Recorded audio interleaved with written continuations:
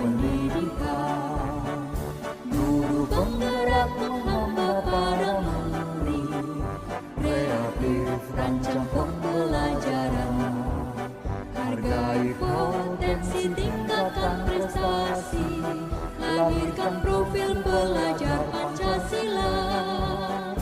Belajar bergerak berbagi untuk negeri, kita menjalin kolaborasi. Belajar bergerak berbagi untuk negeri, demi bakti pada Ibu Pertiwi.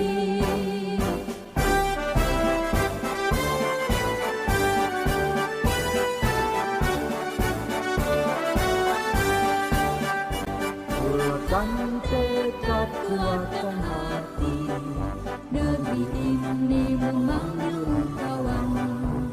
Belajar bergerak berbagi untuk negeri, guru penggerak majukan pendidikan. Guru penggerak menghamba pada murid, kreatif rancang pembelajaran. Hargai potensi, tingkatkan prestasi, lahirkan profil pelajar Pancasila. Belajar bergerak berbagi untuk negeri, kita menjalin kolaborasi. Belajar bergerak berbagi untuk negeri, demi bakti pada Ibu Pertiwi. Belajar bergerak berbagi untuk negeri, kita menjalin kolaborasi. Belajar bergerak berbagi untuk negeri, demi bakti pada Ibu Pertiwi. Demi bakti pada Ibu Pertiwi.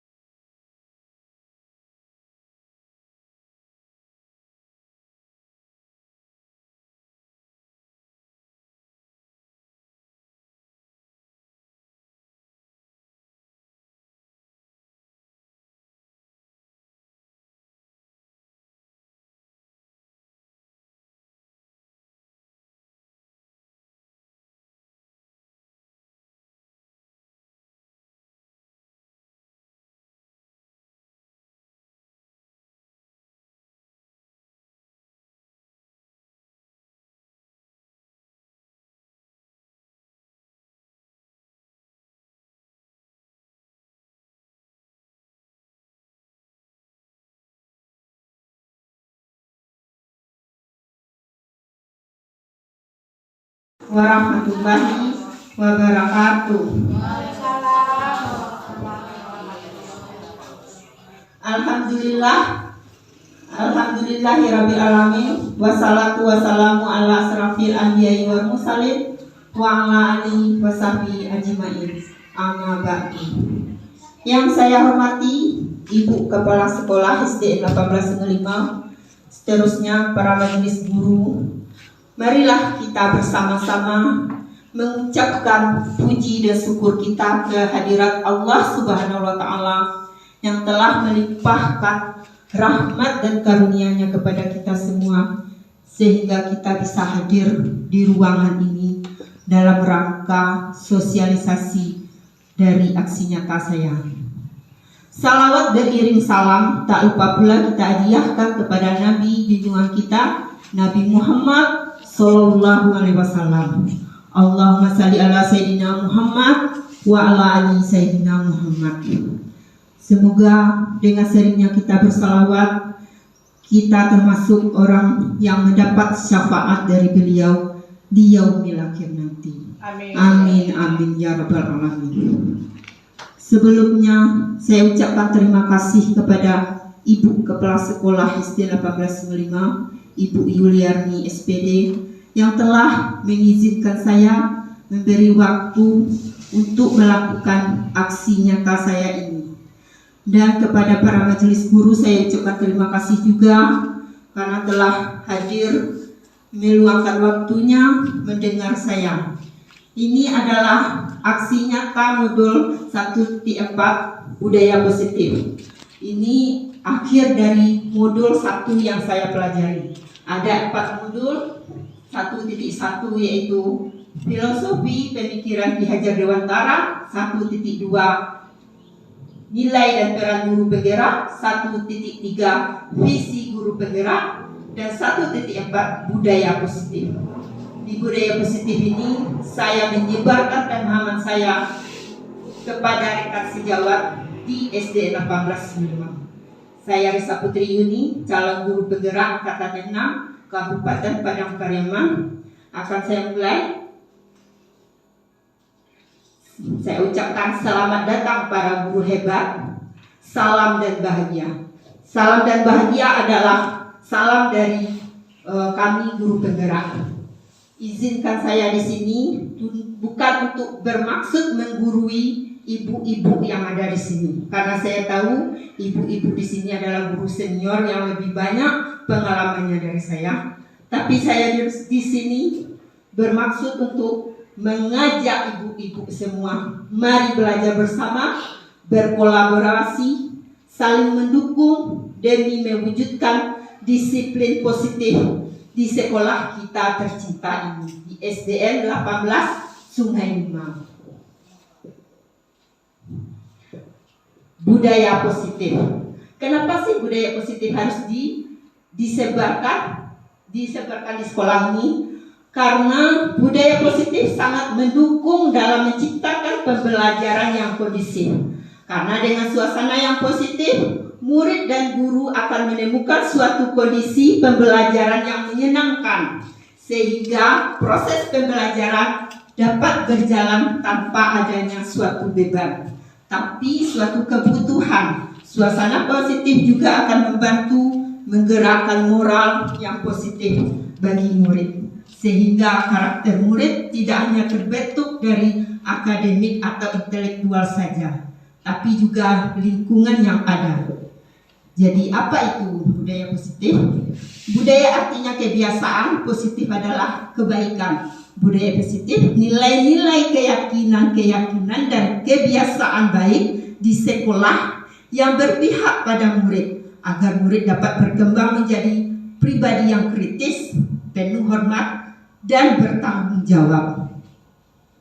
Ada bahasan yang akan saya bahas, itu ada 7 di dalam budaya positif ini. Yang pertama, perubahan paradigma. Yang kedua, disiplin positif dan nilai kebijakan universal. Yang ketiga, motivasi perilaku manusia. Yang keempat, keyakinan kelas. Kelima, kebutuhan dasar manusia.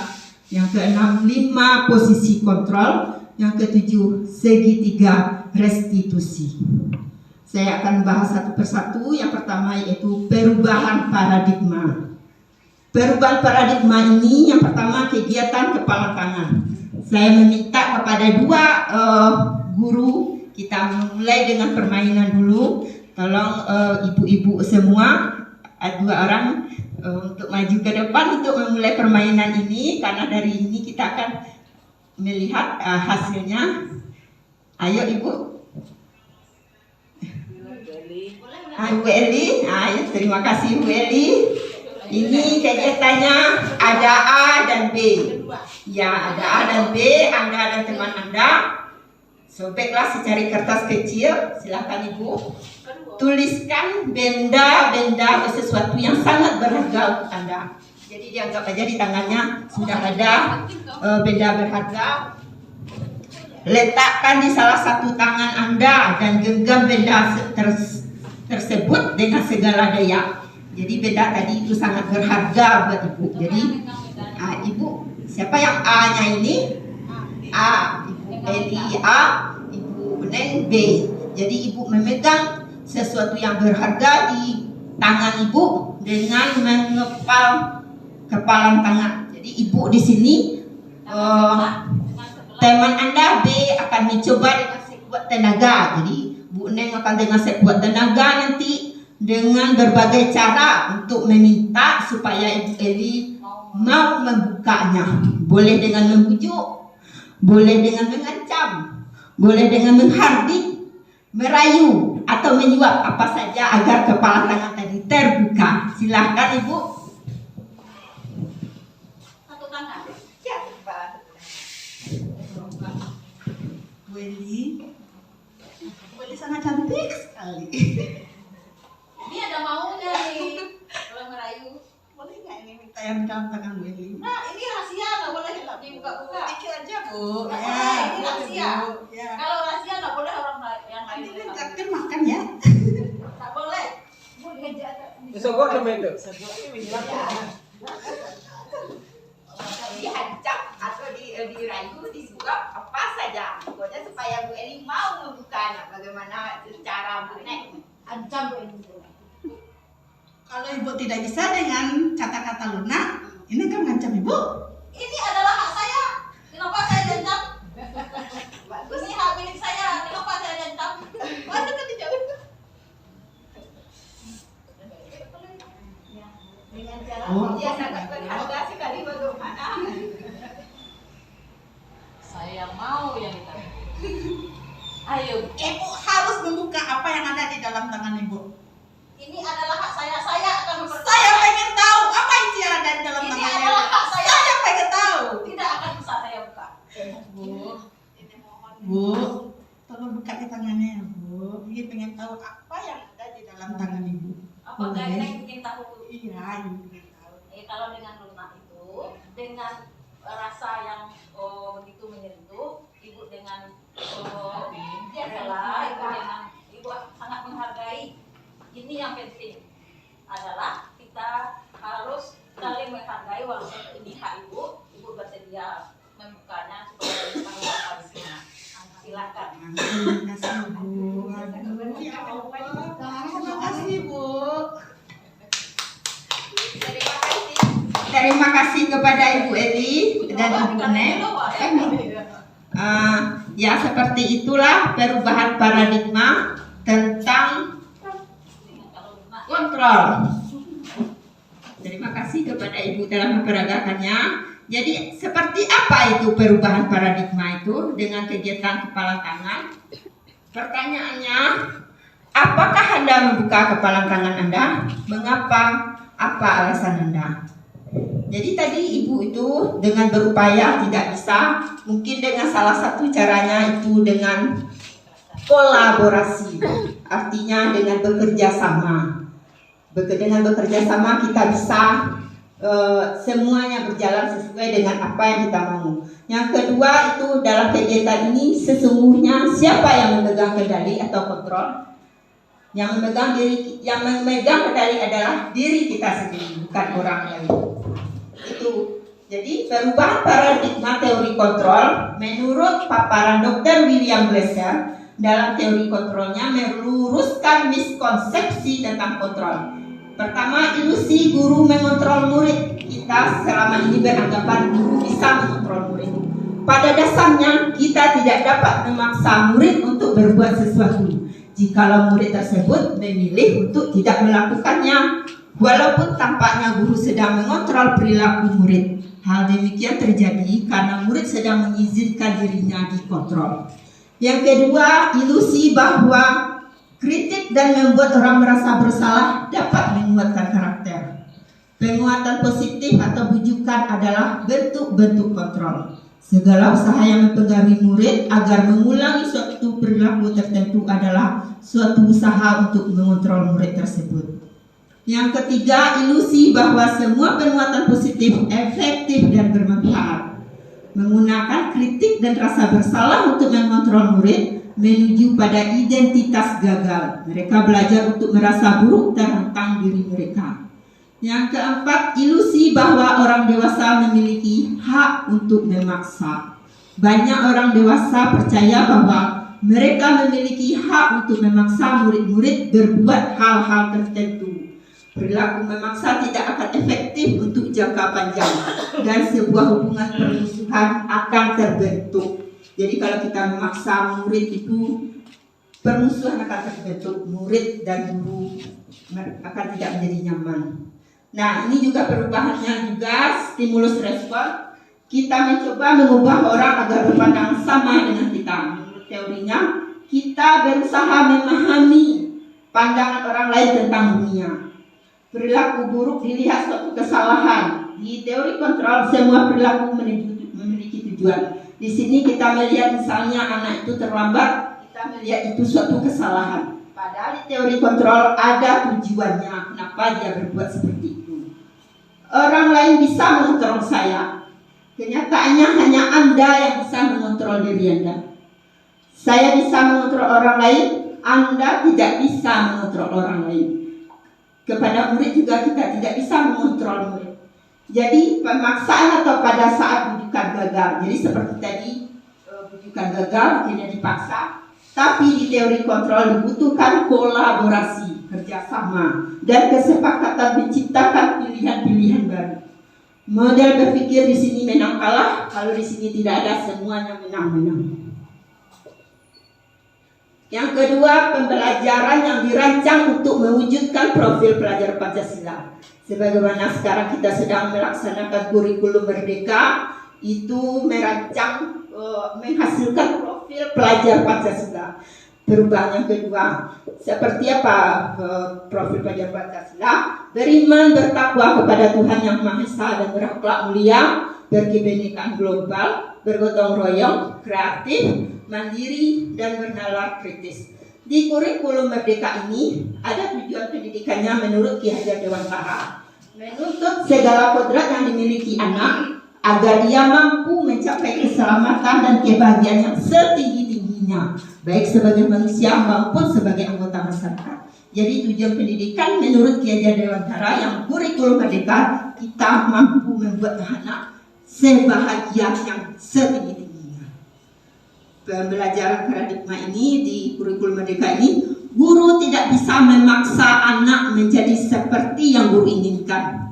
Namun guru harus menggali dan menemukan potensi diri anak. Anak diberi kebebasan membangun sendiri pengetahuannya, sedangkan guru memberi tuntunan dan arahan agar anak tidak kehilangan arah dan membahayakan dirinya. Pendidikan harus memenuhi tumbuh kembang anak. Anak tidak ada yang sama. Anak kembar pun tidak ada yang sama. Anak-anak berkembang sesuai keunikannya sendiri. Mereka memiliki kemampuan yang berbeda, kecepatan belajar yang berbeda pula. Mereka tidak bisa dipaksa untuk menguasai semua kompetensi yang ada. Dulu kurikulum 2013 kita memaksa anak untuk mampu menguasainya dengan KKN 75, tapi di kurikulum merdeka kita tidak bisa memaksa anak. Tapi bagaimana, apa peran kita, apa yang harus kita lakukan? Ini kita menerima murid apa adanya, mengarahkan keaktifan murid, memfasilitasi mereka, dan mengoptimalkan keunikan mereka agar bisa jadi bakat mereka. Yang keempat, mendesain pembelajaran yang berpusat kepada siswa. Bukan guru yang aktif, tapi siswa yang aktif. Melakukan pembelajaran yang berdiferensiasi. Berdiferensiasi ini pembelajaran sesuai dengan kebutuhan anak tadi. Yang kedua, materi lanjutnya disiplin positif dan nilai kebajikan. Apa makna disiplin? Seringkali kita mendengar disiplin itu hal yang negatif. Pada dasarnya disiplin berasal dari disiplina, artinya belajar. Dalam budaya kita atau kebiasaan kita mengartikan sesuatu yang dilakukan seseorang pada orang lain untuk mendapatkan kepatuhan, kita cenderung menghubungkan disiplin dengan ketidaknyamanan.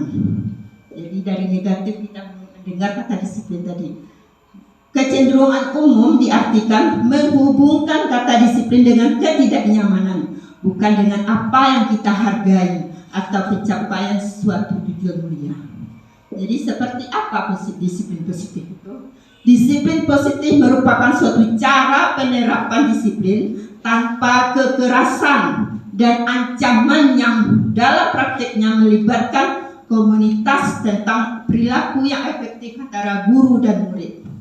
Dalam proses disiplin positif ini, murid diajarkan untuk memahami konsekuensi dari perilaku mereka. Selain itu, disiplin positif juga mengajarkan murid bertanggung jawab serta rasa hormat dan berinteraksi dengan lingkungannya. Jadi, arti makna disiplin positif adalah disiplin yang berasal dari dirinya sendiri, yang disebabkan karena rasa tanggung jawab yang muncul dari dalam diri untuk melaksanakan tindakan sesuai hati nurani tanpa paksaan atau karena ingin dihargai oleh siapapun. Jadi tugas kita sebagai pendidik adalah menciptakan murid yang memiliki disiplin diri dari sendiri sehingga mereka bisa berperilaku dengan mengacu pada nilai-nilai kebajikan universal dan memiliki motivasi internal, motivasi dalam diri bukan dari luar atau ekstrinsik. Nilai-nilai kebajikan universal itu adalah nilai yang sifat positif manusia yang merupakan tujuan mulia yang ingin dicapai setiap individu. Nilai-nilai tersebut bersifat universalitas dan lintas bahasa, suku bangsa, agama maupun latar belakang. Dengan mengaitkan nilai-nilai kebajikan yang diyakini seseorang, maka motivasi intrinsiknya akan terbangun sehingga menggerakkan motivasi dari dalam untuk mencapai tujuan mulia yang diinginkan. Jadi nilai kebajikan yang dicapai oleh anak Indonesia kita kenal dengan profil pelajar Pancasila yang telah kita bahas tadi. Terus nilai kebajikan lainnya yaitu seperti kejujuran, peduli, tanggung jawab, menghormati, menghargai, dan lain-lain. Yang ketiga bahasanya adalah motivasi perilaku manusia. Mari kita tanyakan ke diri kita sendiri, bagaimana kita berperilaku, mengapa kita melakukan segala sesuatu, apakah kita melakukan sesuatu karena adanya dorongan dari lingkungan atau ada dorongan yang lain. Terkadang kita melakukan sesuatu karena kita menghindari rasa sakit atau ketidaknyamanan. Terkadang juga kita melakukan sesuatu untuk mendapatkan apa yang kita mau. Jadi motivasi perilaku manusia itu yaitu dorongan yang timbul pada diri seseorang secara sadar atau tidak sadar untuk melakukan suatu tindakan dengan tujuan tertentu. Ada 3 motivasi perilaku manusia. Yang pertama, menghindari ketidaknyamanan dan hukuman, mendapat atau penghargaan dari orang lain, menghargai nilai-nilai kebajikan diri sendiri. Untuk menghindari hukuman, murid merasa disiplin karena ia takut dihukum. Ini merupakan motivasi ekstrinsik. Misalnya kita tugaskan buat PR, kalau tidak buat PR, ibu akan hukum, misalnya seperti itu. Jadi dia melakukannya bukan karena dari dirinya, tapi karena menghindari hukuman. Yang kedua, mendapat atau penghargaan dari orang lain. Murid melakukan disiplin karena ia ingin mendapat imbalan. Ini merupakan motivasi ekstrinsik, motivasi dari luar. Misalnya dia dikasih hadiah kalau mereka melakukan tersebut. Yang ketiga, menghargai nilai kebajikan diri sendiri. Inilah tujuan disiplin positif. Murid melakukan disiplin karena sadar akan nilai kebajikan dirinya. Ini yang tujuan dari disiplin positif. Menghargai nilai-nilai kebajikan diri sendiri, keluarnya dari dirinya sendiri, bukan dari luar. Perbedaan hukuman dan konsekuensi. Kita sering menggunakan hukuman. Kalau hukuman itu sesuatu yang menyakitkan harus terjadi. Kalau kita menggunakan konsekuensi, sesuatu harus terjadi. Hukuman itu membuat anak sakit, fisik, hatinya juga jangka waktu lama kalau kita menghukum anak. Kalau konsekuensi membuat anak merasa tidak nyaman dalam jangka waktu pendek. Anak membenci disiplin, anak menghargai disiplin. Mendorong anak menyakiti diri sendiri. Mendorong anak agar mudah menyesuaikan diri.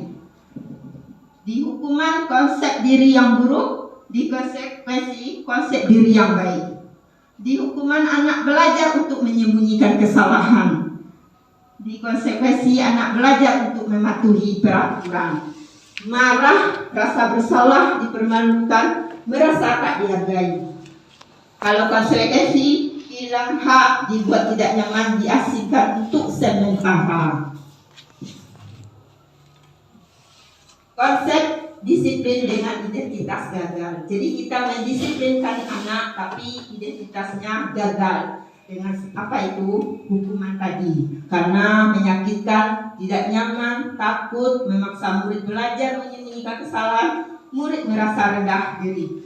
Penghargaan juga tidak efektif, merusak hubungan, ada sifat iri karena dia iri dengan temannya itu aja, mematikan kreativitas, menghukum dengan sistem ranking, merampas hak menghargai dirinya. Makanya sekarang di kurikulum Merdeka tidak ada ranking, sistem ranking ini, penghargaan. Tidak ada membuat, kalau dulu kita membuat ranking 1 dan 3, kalau di kurikulum Merdeka itu sudah dihapuskan.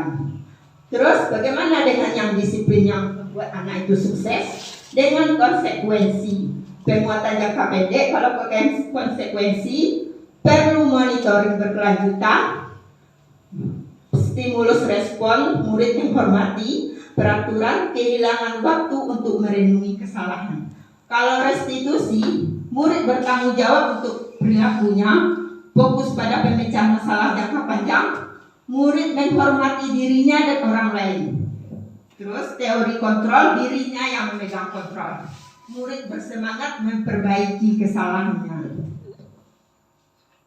Contohnya dalam mengerjakan PR, hukuman. Guru menghukum siswa tersebut hormat bendera 10 menit. Guru marah dan murid menjadi takut kalau muridnya yang tidak mengerjakan PR. Kalau di konsekuensi, guru memberikan konsekuensi untuk mengerjakan PR-nya saat istirahat atau dikerjakan sebanyak 3 kali lipat. Guru tegas dan siswa menghormati peraturan. Kalau restitusi, guru menanyakan keyakinan kelas atau dirinya dan membantu siswa menyelesaikan masalahnya. Guru terbuka dan menghormati dirinya dan orang lain.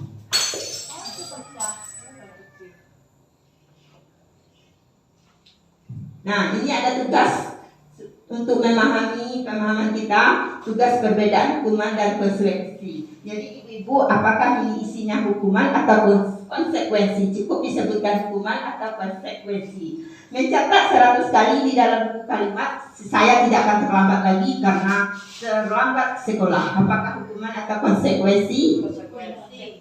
Lari mengelilingi lapangan basket 2 kali karena terlambat hadir di sekolah. Murid diminta untuk push up 15 kali karena tidak menggunakan masker ke sekolah. Menggantikan kertas tugas teman yang telah dicoret-coret. Konsekuensi, membersihkan tumpahan air di meja tulis karena tersenggol pada saat belajar. Konsekuensi, murid disuruh untuk tidak mengenakan sepatu seharian di sekolah karena tidak mengenakan sepatu hitam. Mencatat materi pelajaran pada jam istirahat selama 10 menit karena terlambat masuk kelas 10 menit. Nah, kita lihat jawabannya. Jadi ini dia hukuman, kalau mencatat itu merek murid tersakiti. Hukuman, murid disuruh memakai sepatu karena dia malu. Ini jangka panjang efeknya. Hukuman disuruh push up, ini akan berhubungan antara guru dan siswa menjadi tidak enak. Kalau konsekuensi, menggantikan kertas tugas teman yang telah dicoret-coret. Ini konsekuensi peraturan. Kita lanjut, keyakinan kelas. Mengapa tidak peraturan saja? Mengapa harus keyakinan kelas? Suatu keyakinan akan lebih memotivasi seseorang dari dalam atau memotivasi secara intrinsik. Seseorang akan lebih tergerak dan bersemangat untuk menjalankan keyakinan daripada hanya sekedar mengikuti serangkaian peraturan tulis tanpa makna. Jadi seperti pertanyaan ini, mengapa kita memiliki peraturan harus menggunakan helm bila mengendarai kendaraan roda 2? Mungkin jawabannya ada takut ditilang polisi, atau ada yang dari dalam dirinya untuk keselamatan saya. Mengapa kita memiliki peraturan 3M, menggunakan masker, mencuci tangan, dan menjaga jarak 1,5 meter? Mengapa kita memiliki peraturan harus datang tepat waktu pada saat mengikuti pelatihan?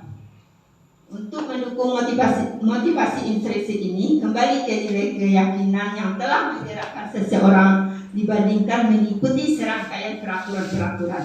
Kalau serangkaian peraturan-peraturan itu akan terasa malas anak-anak mengikutinya. Makanya dibuat suatu keyakinan. Seperti apa keyakinan kelas itu? Keyakinan itu pernyataan yang mengandung nilai-nilai kebajikan yang disepakati bersama secara universal, lepas dari latar belakang suku, negara, bahasa maupun agama.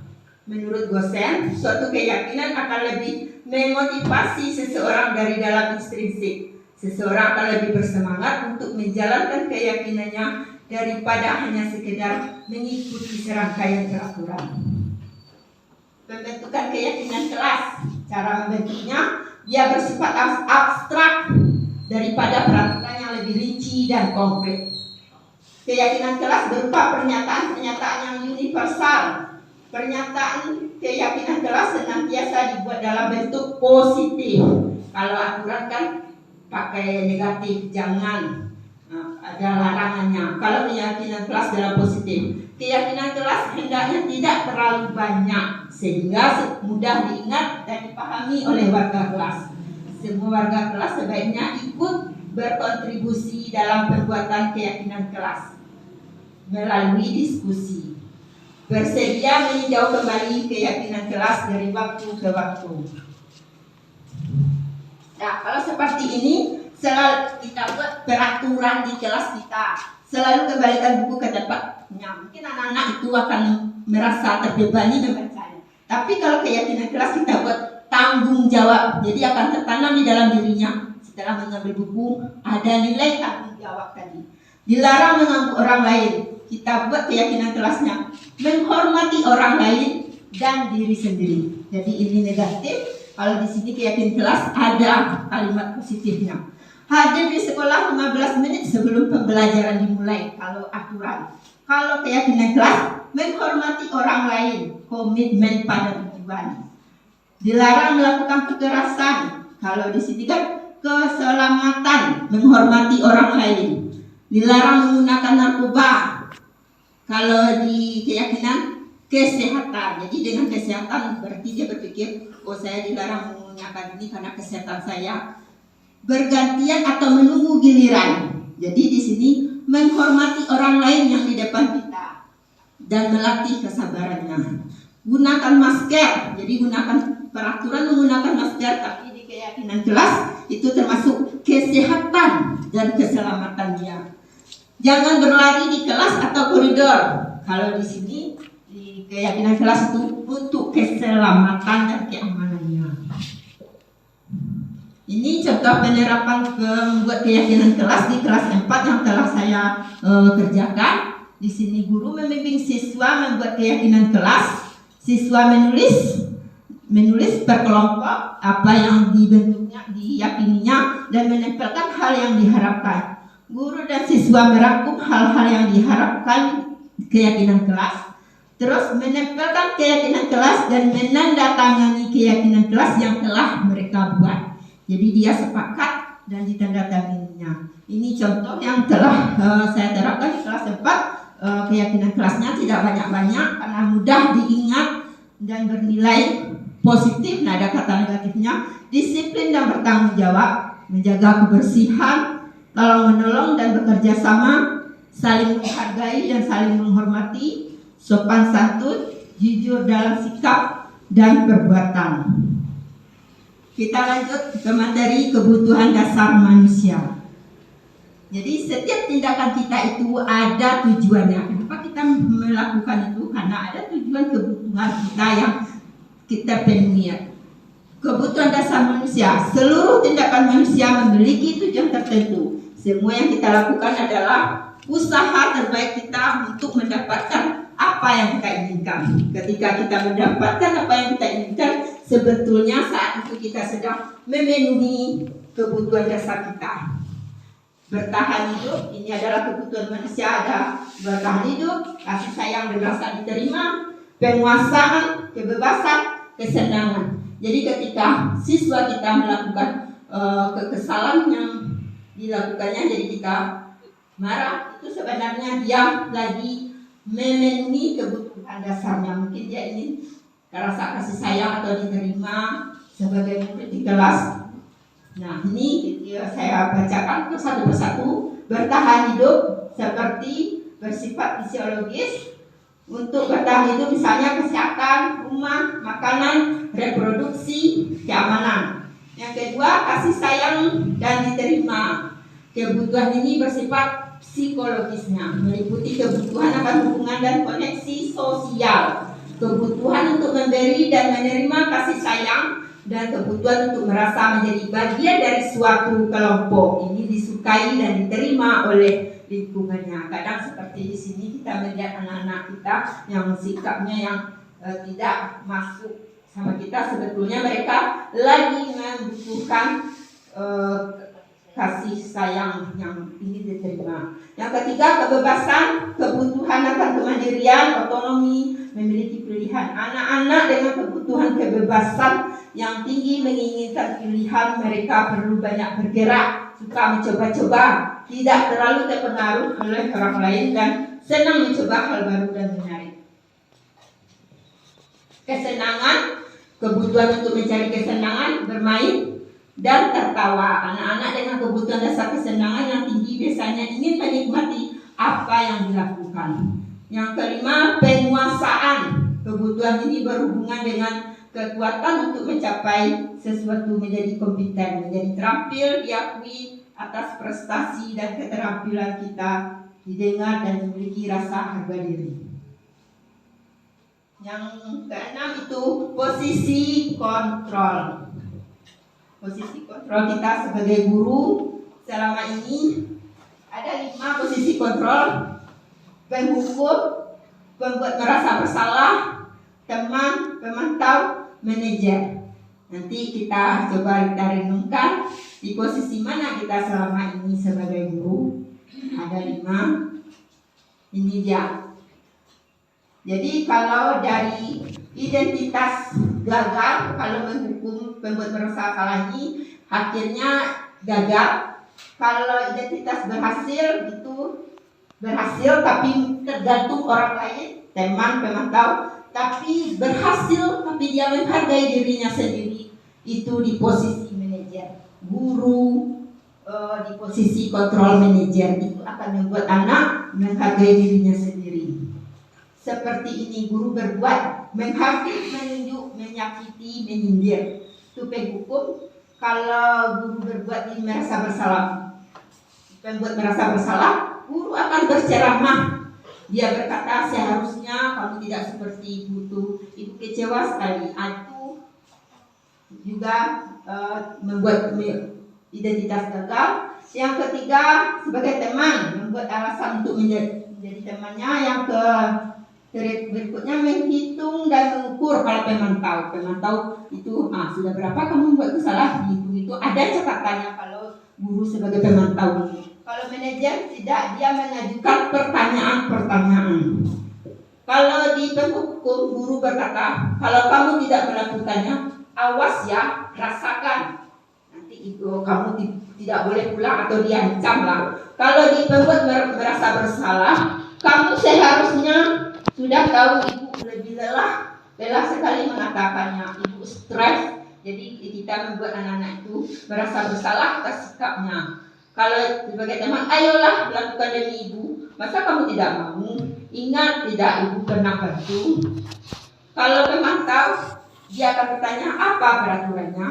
Kalau di posisi manajer, apa yang kita yakini, apa yang bisa kau kerjakan untuk memperbaiki masalah ini. Hasilnya, kalau di penghukum, memberontak, menyalahkan orang lain dan berbohong. Dia akan menyembunyikan kesalahannya. Kalau pembuat merasa bersalah, dia menyembunyikan, menyangkal dan berbohong. Kalau teman, dia ketergantungan. Pemantau menyesuaikan diri bila diawasi. Kalau tidak dia diawasi, dia bebas. Kalau diawasi, baru dia menyesuaikan diri. Kalau di manajer, dia akan menguatkan pribadinya. Terus kaitannya dengan dunia berkualitas, biarkan saja, nanti juga marah-marah lagi. Coba kita lihat kalau dihukum kan pasti muridnya itu saja yang kena dihukum. Kalau merasa bersalah, maafkan saya. Kalau di sini kan saya pikir Bapak Ibu teman saya ternyata begitu.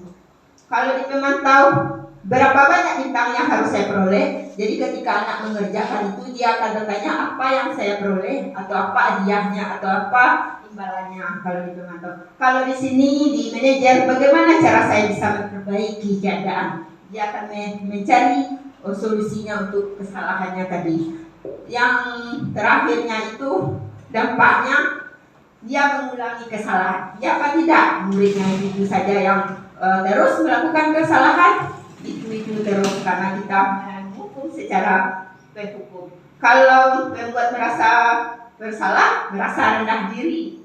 Kalau teman lemah, tidak mandiri, dia tergantung. Kalau di sini dia menitik beratkan pada sanksi atau hadiah. Jadi dia bekerja itu ada hadiahnya atau imbalannya yang akan dia kerjakan. Kalau di sini tidak, dia akan mengevaluasi dirinya. Bagaimana cara saya memperbaiki kesalahan saya.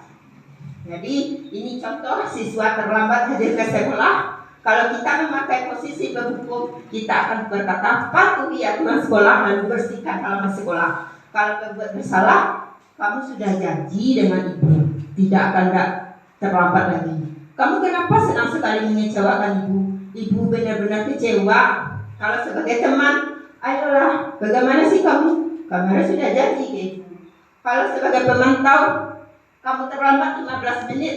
Apa peraturan konsekuensinya jika kamu terlambat? Tapi sebagai manajer, guru tadi akan berkata, apakah kamu tahu kesalahanmu? Siswa mungkin akan menjawab, ya Bu, saya terlambat. Ya, jadi kamu terlambat, kira-kira bagaimana kamu akan memperbaiki kesalahan ini? Nah, jadi dia berpikir bagaimana cara dia memperbaikinya. Mungkin supaya dia lebih cepat datang lagi, seperti itu. Jadi untuk mengetes pemahaman kita, di posisi mana kita cukup disebutkan penghukum, manajer, pemantau, atau pembuat merasa bersalah. Saya kecewa sekali dengan kamu. Posisi apakah ini ibu-ibu?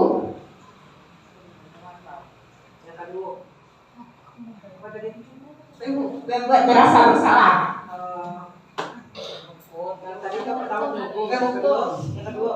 Pembuat merasa bersalah. Ya. Kamu tidak pernah benar melakukannya.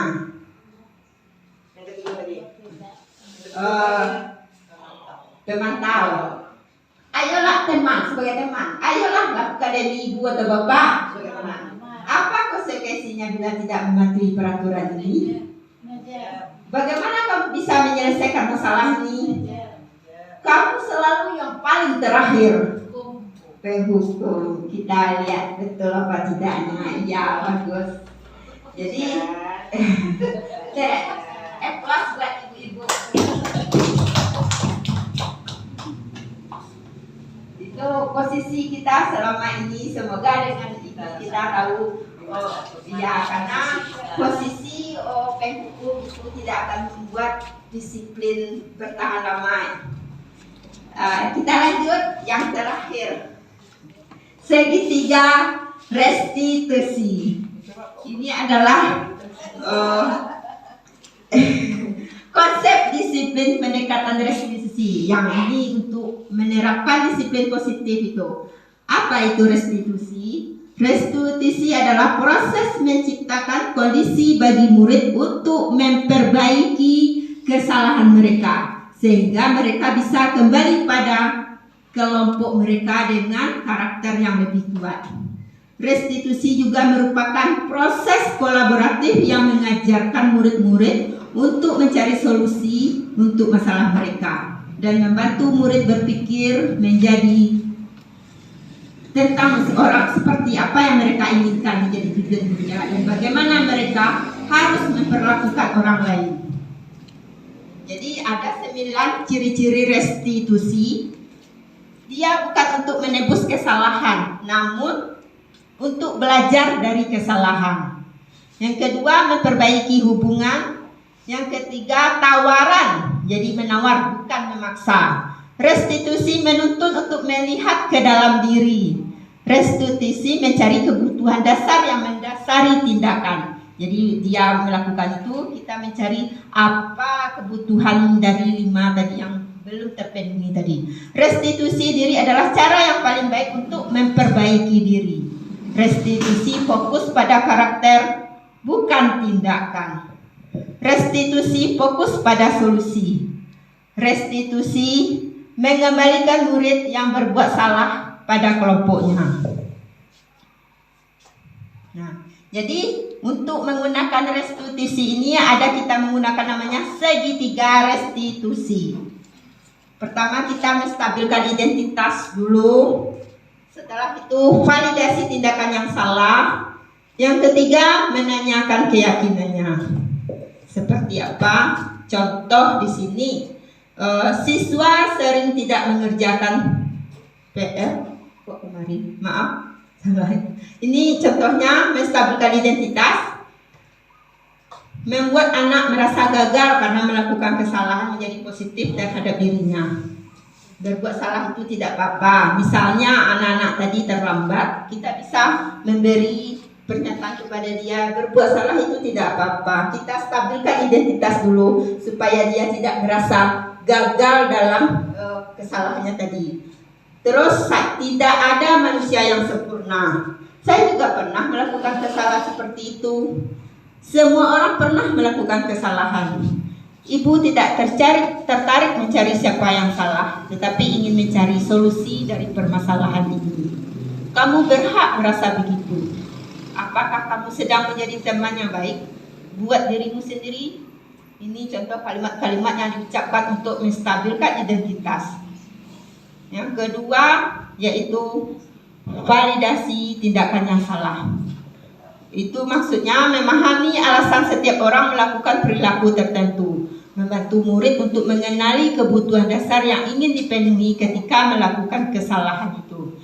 Jadi kita pahami dulu kenapa dia berbuat seperti itu. Contoh kalimatnya, kamu pasti punya alasan kenapa melakukan hal itu. Padahal kamu bisa melakukan yang lebih buruk dari ini ya. Maukah kamu belajar cara lain untuk mendapatkan kamu butuhkan tanpa harus memukul? Nah, jadi ini yang kita ucapkan untuk memvalidasi tindakan yang salah tadi. Yang ketiga, menanyakan keyakinan. Murid melihat kesalahannya dengan menanyakan nilai-nilai yang dipercaya atau yang diyakini siswa. Contoh kalimatnya, apa yang kita yakini sebagai kelas atau keluarga? Apa nilai-nilai umum yang telah kita sepakati? Kamu mau jadi orang seperti apa? Apa bayangan kita tentang kelas yang ideal?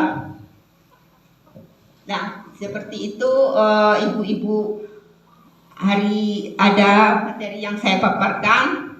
Jadi untuk refleksi kegiatan hari ini, untuk pemahamannya, hal baru apa yang saya dapatkan dalam mengubah paradigma saya?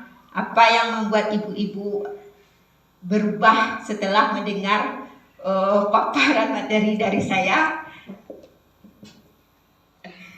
Perlu dijawab, Bu? Iya. Oh, perlu dijawab. Terima kasih kepada Ibu Risa yang telah memberikan katakanlah motivasi pembaruan di sekolah kita ini. Dari penjabaran yang telah dijabarkan tadi, kita sebagai guru dapat merasakan apa yang telah kita perbuat selama ini kepada anak. Dari beberapa hal tadi mungkin kita semuanya mungkin kenal dengan anak-anak kita. Ada anak kita yang menonjol di sikap, katakanlah nakal. Jadi kita bisa, contohnya anak-anak kalau di kelas 1 itu ada anak saya namanya Aditya. itu Aditya itu agak luar biasa, lebih dari teman-temannya kalau untuk penakalannya. Jadi setelah mendengar paparan dari Ibu tadi, kita bisa memposisikan di mana, bagaimana usaha kita setelah ini. Nah, mungkin itu hanya Bu tanggapan dari saya. Terima kasih. Assalamualaikum warahmatullahi wabarakatuh. Terima kasih Bu, luar biasa sekali tentang hal baru yang dipahaminya. Nanti kan enggak nih. Saksi Najwa dilakukannya semua. Ya, luar biasa sekali jawabannya. Karena dari hal baru yang didapat kita bisa posisi kontrol kita untuk berubah yang bagus. Yang kedua, perasaan apa yang muncul selama mengikuti sosialisasi ini? Perasaannya, Perasaan yang muncul ya. ya, aduh, ini kali ini kenapa sih? Terima kasih atas kesempatan yang diberikan pada saya. Setelah mendengarkan penjelasan dari calon guru penggerak kita, Ibu Risa Putri Yuni, saya benar-benar merasa puas. Artinya selama melakukan PBM selama ini yang kita ajarkan ya seperti tuntutan kurikulum kita yang telah berlalu. Tapi dengan kegiatan kurikulum Merdeka ini, setelah kita dengar tadi, perasaan yang timbul adalah perasaan agak bersalah atau mendekati bersalah lah. Contohnya, kita selalu memaksakan kehendak kita kepada murid. Kamu harus dapat 10 dengan soal yang Ibu berikan ini. Padahal setelah kita mendengarkan tadi, tidak boleh dilakukan hal ini. Karena apa yang kita harapkan dari anak itu tidak sesuai dengan kemampuannya masing-masing. Sebab perkembangan anak berbeda dari cara menerima pelajaran dan dari cara dia mengeluarkan, misalnya tentang pelajaran matematika tadi, kita menghendaki dia harus dapat 10. Di suatu sisi anak yang tinggi intelektualnya ialah dia mendapat nilai 10. Di lain sisi anak yang intelektualnya agak kurang, tentu dia tidak akan mendapatkan nilai 10. Padahal kita selalu memaksa demikian. Jadi kita akan agak merasa bersalah atau bersalah lah. Jadi insya Allah akan dirubah, biarkan anak berkembang sesuai dengan kemampuannya. Yang penting kita arahkan, dia tidak boleh kehilangan arah yang sebenarnya. Terima kasih kepada Ibu Risa atas penjelasannya tadi. Luar biasa sekali jawabannya. Ya betul, kita tidak bisa menyamakan anak atau karena anak itu terlahir unik, dia tidak bisa sama. Anak kembar pun tidak ada yang sama. Ya, bagus. Yang ketiga, peran kontrol seperti apakah yang telah saya lakukan sebelum mengikuti sosialisasi ini? Mohon dijawab Ibu. Peran apa yang kita lakukan sebelum mengikuti sosialisasi ini? Mungkin Ibu perannya ada tadi penghukum, pembuat merasa bersalah, teman, pemantau, dan terakhir manajer.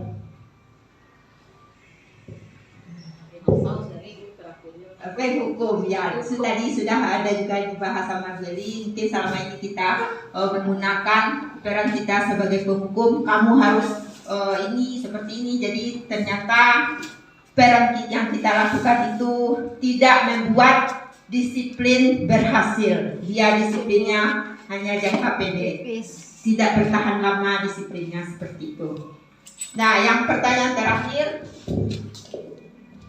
peran kontrol apakah yang akan saya terapkan setelah mengikuti kegiatan sosialisasi ini? Jadi ibu-ibu setelah mengikuti sosialisasi dari saya, apa yang akan ibu terapkan? Peran seperti apa?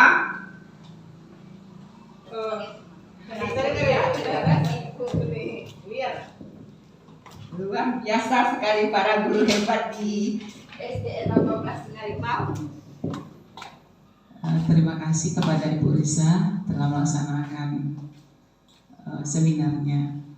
Peran kontrol yang akan kita terapkan setelah mengikuti kegiatan dari sosialisasi dari Bu Risa ini.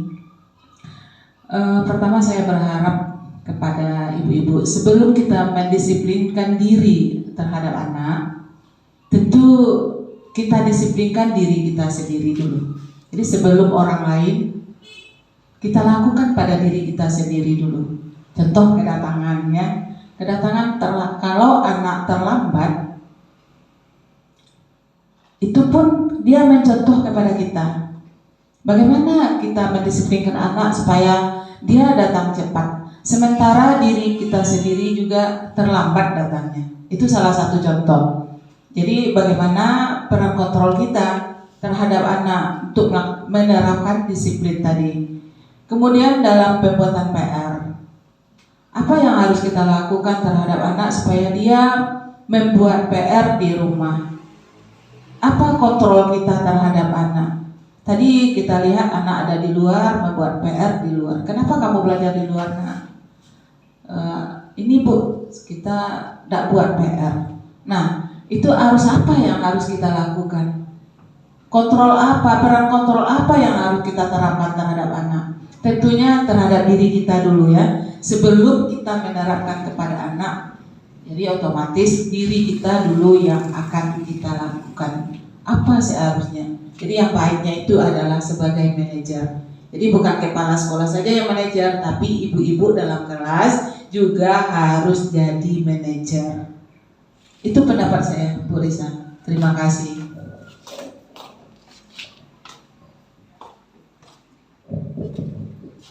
Terima kasih Ibu Wilyani, tanggapannya luar biasa sekali. Ya betul, tentang posisi manajer. Jadi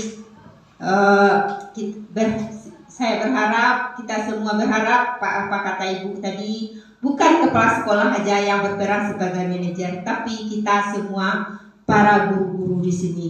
Semoga dengan adanya pemaparan materi saya ini, kita bisa membentuk budaya positif di sekolah yang kita cintai ini.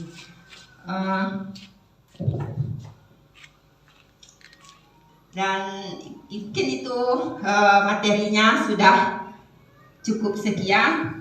Jadi semoga apa yang saya sampaikan ini berkah buat kita semua menjadi lebih baik lagi. Dan mohon maaf kalau ada salah kata atau ucapan yang tidak berkenan buat ibu-ibu. Mohon dimaafkan karena tidak ada manusia yang sempurna, kesalahan milik manusia, kesempurnaan hanya milik Allah Subhanahu wa taala. Saya akhiri dengan wabillahi taufiq wal hidayah. Assalamualaikum warahmatullahi wabarakatuh.